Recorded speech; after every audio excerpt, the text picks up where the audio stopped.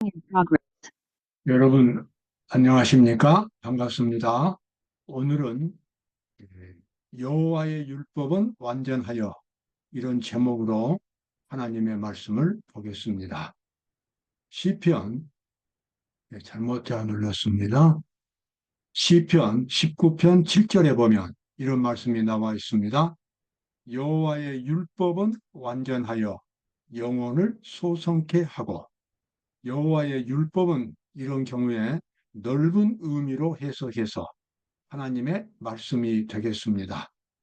하나님의 사상이 담겨 있는 하나님의 계획과 그 목적이 담겨 있는 모든 하나님의 말씀들은 다 율법이란 말로 표현이 됩니다. 그런데 그 하나님의 율법은 완전해서 영혼을 소성케 한다.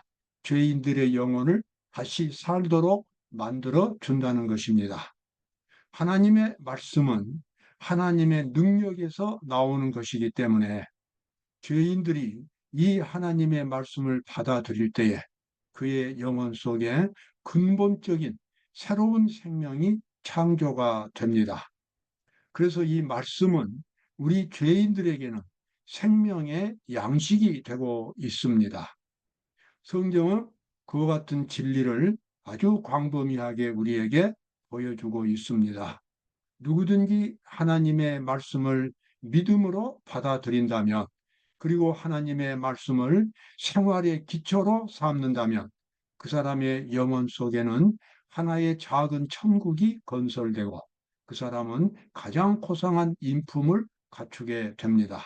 하나님의 말씀이 갖고 있는 놀라운 능력이 되겠습니다. 자, 누가복음 24장 32절에서 예수님의 제자들의 영혼이 어떻게 소생되었는가를 보여주는 하나의 예가 있습니다.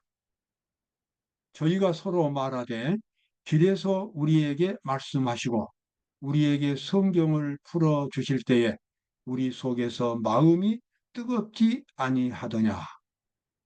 이 말씀은 예수님께서 십자가에 달려 돌아가시고 그 다음 일요일 날 이제 예수님이 새벽에 부활하셨는데, 예수님의 부활을 전혀 믿지 않는 제자들은 실망에 빠졌습니다.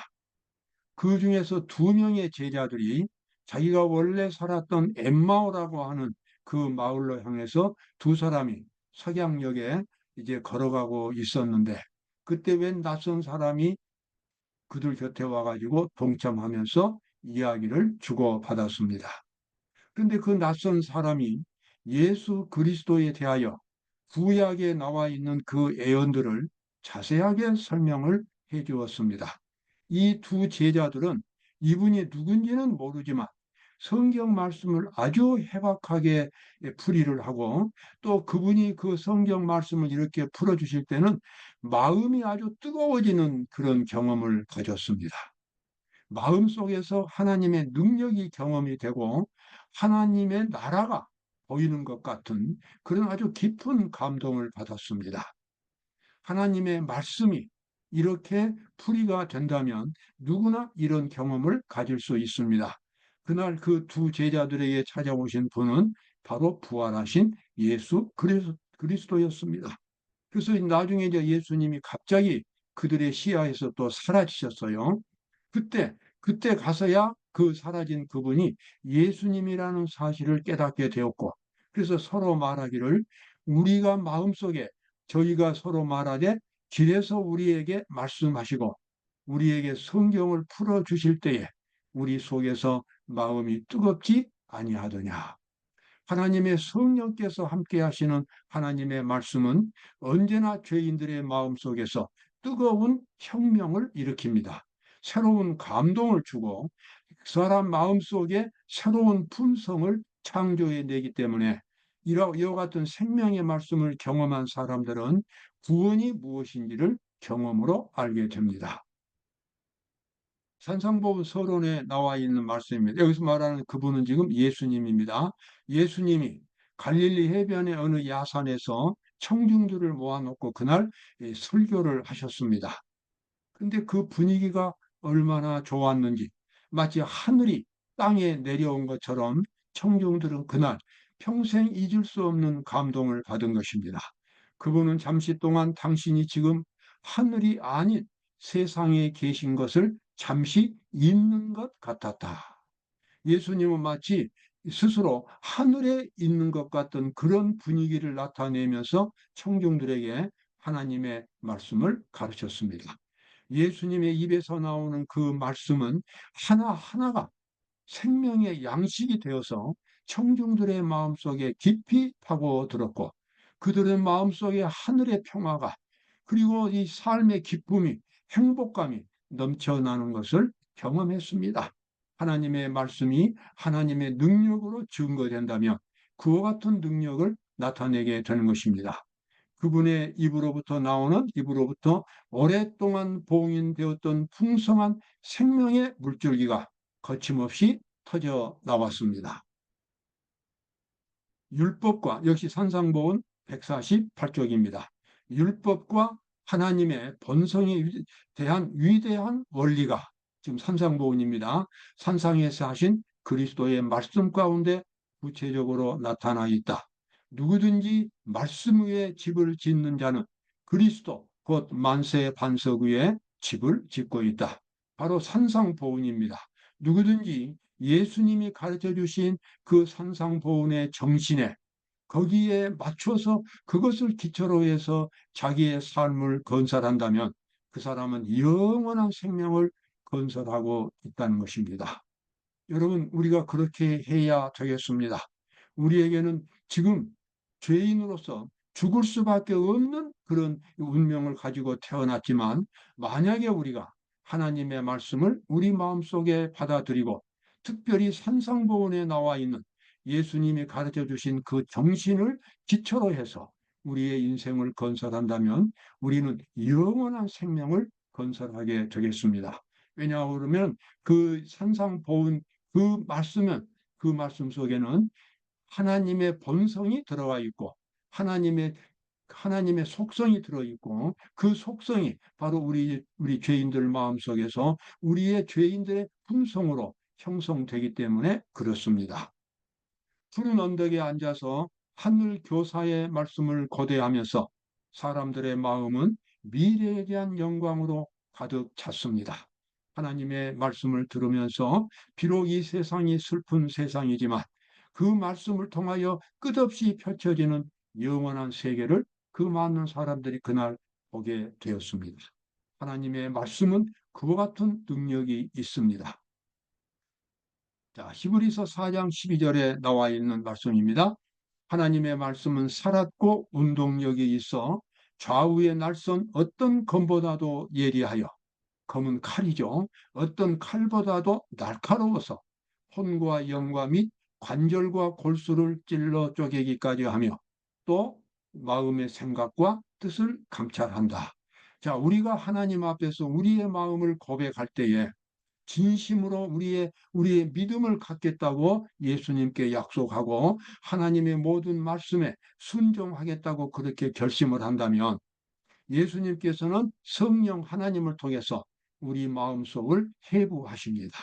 그 성령 하나님의 그 칼이 우리 속에 들어있는 이기심을, 추악한 죄인의 모습을 그대로 다 나타내 주게 합니다. 그래서 하나님 앞에서 회개한 죄인들은 자신이 무너지는 느낌을 보게 됩니다. 자기가 얼마나 더러운 죄인인가를 깨닫게 됩니다. 그리고 그 죄를 씻기를 간절히 원하게 됩니다. 그래서 예수님께서는 성령 하나님을 통해서 십자가의 거룩한 사랑의 정신으로 그 사람의 모든 죄를 용서하시고 그 사람에게 새로운 생명을 줌으로써 비록 그가 죄인이었지만 이제는 거룩한 하나님의 자녀로서 일어설 수 있도록 만들어 주시는 것입니다. 바로 그것이 속죄의 경험입니다. 바로 그것이 거듭남의 경험입니다. 바로 그것이 영생의 시작이 되겠습니다. 살리는 것은 영이니 육은 무익하니라. 내가 너희에게 이르는 말이 영이요 생명이라. 예수님의 말씀은 영이요 생명이라고 말씀하셨습니다. 여기 살리는 것은 육이라고 하는 것은, 여기서 지금 육은 무익하다고 하는 것은 이것은 영어로 피지컬, 그러니까 이 물질적인 양식입니다. 물질적인 양식을 우리가 먹어야만 삽니다. 그러나 그 물질적인 양식은 우리에게 영원한 생명을 줄 수가 없습니다. 하나님의 말씀만이, 하나님의 말씀이 성령의 감동을 통해서 우리 마음속에 경험될 때 우리는 비로소 죄를 깨닫게 되고 죄가 없는 그리스도의 품성으로 우리의 품성을 만들 수 있기 때문에 그것은 바로 영이고 생명의 양식이 되겠습니다. 그래서 이 하나님의 말씀 위에 자기 인생의 집을 짓는 사람, 예수님은 복 있는 사람이라고 말씀하셨습니다. 누구든지 나의 이 말을 듣고 행하는 자는, 그러니까 지식으로만 아는 것이 아니라 실제로 실천하는 사람입니다. 실천하는 정도가 아니라 자기 일생의 기초로 삼는 사람입니다. 그 집을 반석 위에 지은 지혜로운 사람 같으리니 비가 내리고 창수가 나고, 이거 창수는 이제 홍수죠. 바람이 불어 그 집에 부딪히되 무너지지 아니합니다.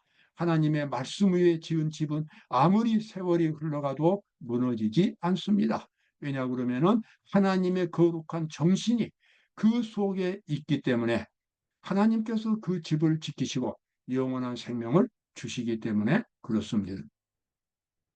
저가 빛 가운데 계신 것 같이 우리도 빛 가운데서 행하면 우리가 서로 사귐이 있고 그 아들 예수의 피가 우리를 모든 죄에서 깨끗하게 하실 것이요. 자, 하나님께서 빛 가운데 계신 것처럼 우리도 빛 가운데서 말씀을 통해서 하나님을 바라볼 때에, 말씀을 통해서 하나님의 정신을 받아들일 때에 우리는 하나님과 깊은 교제의 관계를 갖게 되고 우리의 모든 죄가 다 씻겨지고 용서받는 놀라운 그와 같은 변화를 경험하게 됩니다. 그런데 반대로 이제 오늘날 수많은 그리스도인들이 신앙의 함정에 빠져 있습니다. 그것은 하나님의 율법을 무시 내지는 등한히 하는 것입니다. 그러나 그렇게 율법을 등한히 하고 하나님의 뜻에 순종할 수 없다는 핑계를 가지고 순종하지 않는 사람은 그 믿음이, 구원에 이르는 믿음이 될 수가 없습니다. 리비엔드 헤랄드에 나와 있는 말씀이죠. 하나님의 율법을 순종하지 아니하는 자들은 스스로 그리스도의 의를 받아들이지 않았음을 나타내는 것이다. 그리스도의 의는 그리스도의 정신과 생명입니다. 순종하지 않는 사람, 여전히 하나님을 믿는다면서도 자기 뜻대로 살아가는 사람은 그리스도의 의를 받아들이지 않았다는 것을 스스로 나타내고 있습니다. 여러분, 그러한 기만 가운데 절대로 빠지면 안 됩니다. 우리가 하나님을 믿는다는 것은 하나님의 말씀에 순종하기 위해서 믿는 것입니다. 그리고 하나님의 말씀에 순종하는 사람만이 영원한 생명을 가질 수 있습니다. 그리스도의 지상생애는 하나님의 율법의 완전한 표현이므로 하나님의 자녀라고 주장하는 자들이 그리스도와 같은 품성을 갖게 될 때에 하나님의 계명을 순종할 수 있게 될 것이다. 그렇습니다. 수많은 그리스도인들이 하나님의 율법은 지킬 수 없다라고 주장합니다. 그런 주장은 아주 잘못된 주장이고 사탄이 하늘에서 반역을 일으킬 때에 하나님 앞에서 했던 주장입니다. 그런 주장은 있을 수가 없습니다. 하나님께서는 예수 그리스도의 지상의 삶을 통해서 예수님이 율법에 완전히 순종하셨고, 그래서 율법을 순종할 수 있는 품성을 스스로 경험을 하셨습니다. 그리고 그 예수님이 이제 순종하고자 결심한 사람들 영혼 속에 들어오셔서 그 사람의 품성을 하나님을 닮은 품성으로 만들어 주기 때문에 그 사람은 하나님의 율법을 순종할 수 있게 됩니다. 그래서 이제 그 사람 정신은 하나님의 정신으로 채워집니다. 하나님의 마음이 사람의 마음으로 되지 않는 한 정결케 되려는 모든 노력은 헛것이 될 것이다. 그렇습니다. 하나님의 율법은 순종할 수 있고 순종하려면 반드시 하나님의 마음을 가져야 합니다. 하나님의 마음을 갖지 못할 때에 율법은 순종할 수 없습니다. 문자적인 글자에 매이는 순종은 진정한 순종이 아닙니다. 정신적으로 하나님의 뜻과 일치해야 합니다. 마음이 하나님의 뜻과 하나가 되어야 합니다. 그래야만 진정한 순종이 이루어지겠습니다. 여기 구약성경 느헤미야 8장 8절부터 9절에 나와 있는 말씀, 하나님의 말씀이 어떻게 사람들의 영혼을 소생시키는가를 볼 수 있습니다. 하나님의 율법책을 낭독하고 여기 지금 에스라가 그렇게 하고 있습니다. 그 뜻을 해석하여 백성으로 그 낭독한 것을 다 깨닫게 하며 백성들이 하나님의 말씀을 듣고 다 울었습니다. 하나님의 말씀 속에 들어있는 하나님의 거룩한 목적을 깨달았고 하나님의 사랑을 또 깨달았기 때문에 그렇습니다. 타락한 죄인, 타락한 백성들을 하나님이 얼마나 사랑하시는가를 알게 되었고 하나님의 말씀에 순종할 때에 그들의 미래가 얼마나 찬란한가를 그 백성들이 그날 알게 되었습니다. 그래서 감격해서 우는 모습이었습니다. 사랑하는 주님께서 일어난 모든 일에 비추어 성경 말씀을 설명하시는 것을 들었을 때 그분에 대한 그들의 믿음은 더할 수 없이 견고하게 되었다. 여러분 꼭 기억하십시오. 구원을 받을 수 있는 진정한 믿음은 하나님의 말씀을 경험하는 데서 나옵니다. 기적으로는 충분하지 않습니다. 기적이 일어나면 마치 큰 믿음이 있을 것처럼 생각하지만 과거 이스라엘 백성들이 광야에서 하나님의 기적을 그렇게 많이 경험했지만 그들은 구원을 받지 못했습니다. 그리고 바리새인들도 예수님의 기적을 그렇게 많이 봤지만 믿음을 갖지 못했습니다. 진정한 믿음은 하나님의 말씀을 경험할 때에 생기는 것입니다. 여기 나와 있는 이 사도행전 27쪽은 예수님께서 부활하신 후에 제자들에게 찾아오셔서 말씀을 가르치는 내용이었습니다. 그 전까지만 해도 제자들은 완전한 믿음을 갖지를 못했습니다. 3년 반 동안 제자들이 예수님에게 교훈을 받았지만 그 교훈을 통해서 완전한 믿음을 갖지 못했어요. 그런데 이제 예수님이 부활하신 후에 제자들에게 일일이 찾아오셔서 말씀을 가르치시고 설명해 주실 때 드디어 그들은 완전한 믿음을 보게 되었고 말씀을 통해서 하나님의 나라를 보게 되었습니다. 그래서 그들은 하나님의 사업에 완전히 헌신할 수 있게 되었습니다. 우리는 그리스도에 대한 새로운 계시, 곧 그분의 교훈과 일치되는 매일의 경험이 끊임없이 요구된다. 우리는 고상하고 거룩한 경지에 도달할 수 있다. 우리는 말씀을 통해서 하나님을 만날 수 있고 말씀을 통해서 하나님을 볼 수 있고 하나님의 음성을 들을 수 있습니다. 천국을 볼 수 있고 영생을 얻을 수 있습니다. 왜냐하면 영혼은 여호와의 율법은 완전하여 영혼을 소성케 하기 때문에 그렇습니다. 여러분 하나님의 말씀을 가까이 하시기 바랍니다. 말씀을 외우십시오. 암송하시고 명상하시면 반드시 마음속에 믿음이 생깁니다. 그리고 마음속에 깊은 행복감을 느낄 수 있습니다. 오늘도 감사가 넘치는 하루가 되시기를 바랍니다. 감사합니다.